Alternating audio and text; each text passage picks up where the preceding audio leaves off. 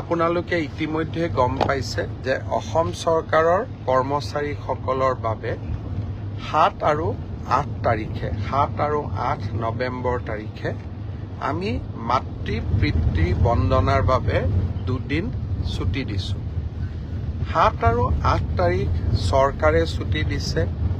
9 তাৰিখ ছট পূজা, 10 আৰু 11 তাৰিখ শনিবাৰ আৰু ৰবিবাৰ।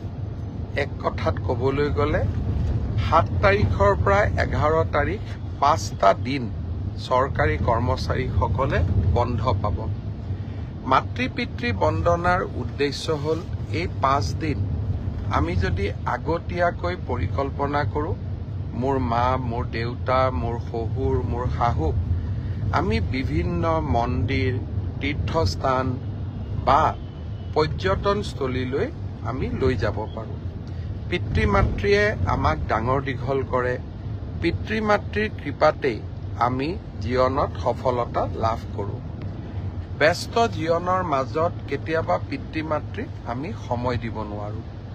যোৱা 3টা বছৰ এই মাতৃ পিতৃ বন্দনাৰ কাৰ্যসূচী ৰাজ্য চৰকাৰে হাতত লৈছিল আৰু বহুতো লোকে গাঁৱৰ ঘৰলৈ উভতি গৈও বহুতো চৰকাৰী কৰ্মচাৰীয়ে দেউতাক মাকৰ লগত এই 5টা দিন সময় কটোৱাৰ ফটো আমালৈ পঠিয়াইছিল।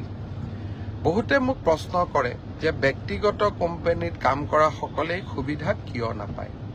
মই আশা কৰোঁ যে চৰকাৰে যেনেকৈ আমাৰ কৰ্মচাৰীসকলক এই সুবিধা দিছে, একে সময়তে ব্যক্তিগত কোম্পানীৰ স্বত্বাধিকাৰসকলেও এনেকুৱা যদি সুবিধা তেওঁলোকৰ কৰ্মচাৰীসকলকো দিয়ে আৰু বিনা বেতন নকটাকৈ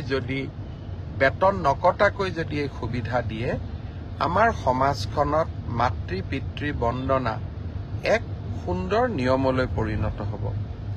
মই আজি সকলোকে আহ্বান জনাম, বিশেষকৈ বেচৰকাৰী কোম্পানী, প্ৰাইভেট কোম্পানীৰ স্বত্বাধিকাৰসকলক পাৰিলে আপোনালোকেও 7 আৰু 8 তাৰিখে কৰ্মচাৰীসকলক ছুটি দিব।